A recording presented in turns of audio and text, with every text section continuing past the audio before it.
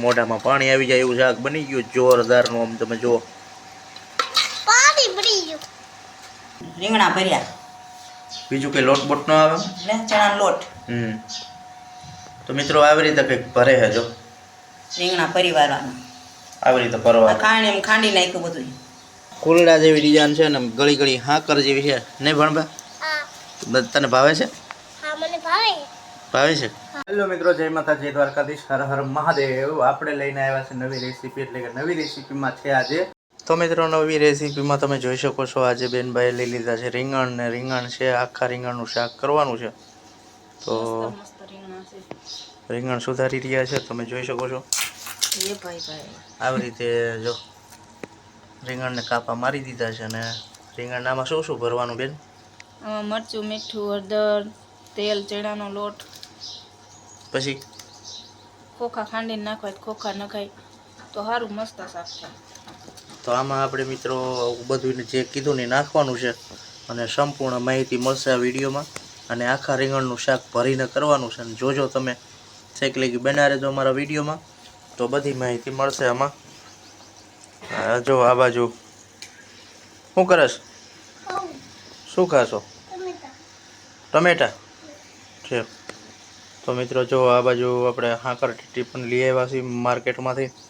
ઘણી બધી લાવ્યા છે મસ્ત મસ્ત દેશી હાંકર ટેટી. અને કાલે આપણે સુરેન્દ્રનગર ગયા હતા, જો માલ સામાન દુકાનનો લઈ આવ્યા છીએ. અને થોડો ઘણો લઈ આવ્યા છીએ. ને હરતી ફરતી દુકાનનો વિડીયો પણ આપણે મૂકવાના છીએ, એ પણ તમે જોઈ શકશો. આખી હરતી ફરતી દુકાનનો સેટઅપ આપણે કર્યો છે. અને આ તો એક્સ્ટ્રાનો જે માલ હોય ને એ બધો અહીંયા મૂક્યો છે. તો મિત્રો આપણે આ શાકમાં બના રહેજો. હવે ફાઇનલી મિત્રો આપણે રીંગણ લઈ લીધા છે. જો બા ભરી રહ્યા છે રીંગણ. બામાં શું શું નાખ્યું? જો આ ખોખાના દાણા ખાંડી નાખ્યા, અને લસણ અને જીરું ખાંડી રીંગણા ભર્યા. બીજું કંઈ લોટ બોટ ન આવે? લે ચણાનો લોટ. તો મિત્રો આવી રીતે કંઈક ભરે છે જો, રીંગણા પરિવારવાના આવી રીતે ભરવા. ખાંડી નાખ્યું બધું. જો આવી રીતે ભરવાનું. અમારા ગામડાનું હોય દેશી. આવી રીતે ખાંડ્યું છે. આમાં મસ્ત મસ્ત મસાલો દેશી રીતે બનાવ્યો છે. અને તેલ મૂકી દીધું છે, જોઈ શકો છો. અને આવા રીંગણા ભરવાના છે બધા. તો ફાઇનલી મિત્રો આપણે તેલ મૂકી દીધું છે, જુઓ તમે. અને હવે શું નાખવાનું બાદ? હવે છે ને વઘારી નાખવું, રહી નાખી દઉં તેલ મૂકીને. તેલ આવી ગયું છે ફૂલ. તો સૌ પ્રથમ પહેલા તો જો તેલ આવી ગયું અને રહી ફોડી નાખી છે.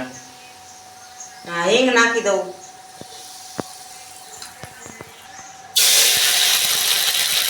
આ હું વઘાર્યું? ટમેટા વઘાર્યા. તો મિત્રો ટમેટા પણ પાદરા નાખી દીધા છે. હવે આપણે રીંગણા જે ભરેલા છે એ પાદરા નાખી દેવાના છે. બધા ભરેલા રીંગણા એમ નામ નાખી દીધા. હળદર નાખી દઉં પછી. હવે તો ખરી પણ તો ઉપર નાખી પડે, સારું શાક થાય. હવે શું નાખવાનું? મરચું હજી મરચું નાખવાનું? થોડુંક નાખવું પડે ને. તો મિત્રો આ જે લસણ વાળું ખાંડેલું મરચું છે એ પણ એડ કર્યું છે, જોવો તમે. હવે મીઠું નાખવાનું થોડુંક. બધું નાખેલું જ હોય પણ ઉપર નાખી મોળું ન થાય શાક. મિત્રો આખા રીંગણનું શાક તમે કેવી રીતે બનાવો છો કમેન્ટમાં જરૂર જણાવજો. અને હવે બરોબરનું જો તમે જો મિક્સ કરી રહ્યા છે, જો આખા રીંગણનું શાક દેશી રીતે બનાવો છો, મસ્ત શાક બનશે. અને તમે પણ આંગળા ચાટતા ખાઈ જાઓ એવું ખાઈ જાઓ. એટલું મીઠું મીઠું લાગે ને ભાણા? બહુ મીઠું લાગે શાક આખા રીંગણાનું. ભાણો પણ જોવે છે, બહુ મીઠું લાગે. હું રસો જ ખાઈશ. રસો નથી નાખવાનો, આખા રીંગણાનું કોરું મોરું કરવાનું. કોરું મોરું શાક મસ્ત બનશે. અને હવે પાણી નાખવાનું? ના સડે એટલું નાખી દીધું, હવે નહીં નાખવા. સડી જઈશ. હવે ફાઇનલી મિત્રો થોડીક વાર આપણે બે સીટી વગાડી દેવી. ત્યાં લગી બન્યું રહો. વિડીયોમાં કોથમરી કેમાં બહુ નાખી દીધી તો સડી જાય ને, મને એ કાશી ના ભાવે. આવરી તો મિત્રો જો તમે શાક બને જોરદાર, બાકી કઈ ના ઘટે. જોરદાર બના રહેજો વિડીયોમાં, સંપૂર્ણ માહિતી તમને મળશે. શાક બનશે લચકા જેવું. તો ફાઇનલી મિત્રો ઘઉંનો લોટ બંધાઈ ગયો છે. હવે રોટલા થશે ઘઉંના. અને 12 રોટલા કરે છે. અને આપણે ભૂખ લાગી છે, જો તો આપણે ટેટી કાપી લીધી છે જો ટેટી કેવી દેશી મસ્ત મસ્ત હાકર ટેટી આને કહેવાય. તમે જુઓ ખાલી કુલડા જેવી ડિઝાઇન છે ને ગળી ગળી હાકર જેવી છે નહીં ભણબા તને ભાવે છે? ભાવે છે. તો હાલો મિત્રો હાકર ટેટી ખાવા અને ઘઉંના રોટલા થાય તે લગી આપણે થોડીક પેટ ભરી લઈ. જો મિત્રો બાએ સુલાને પ્રગટાવી દીધો છે, કાગળિયા નાખીને હરકાયો છે.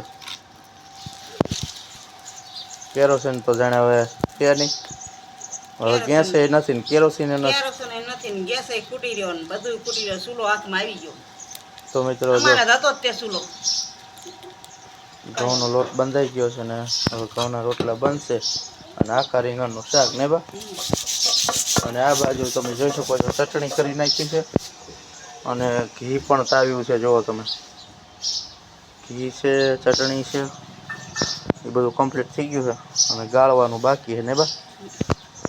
અને રોટલી જો ઘડશે બા મસ્તીની. તો મિત્રો આવી જાઓ તમે ઘઉંના રોટલા ને આખા રીંગણાનું શાક ખાવા બાના હાથમાં. મિત્રો મસ્ત મસ્ત શાક થઈ ગયું છે આખા રીંગણનું. તમે જુઓ તમે, હા મોઢામાં પાણી આવી જાય એવું શાક બની ગયું જોરદારનું. આમ તમે જુઓ છે ને લચકા જેવું શાક બની ગયું છે જોરદાર.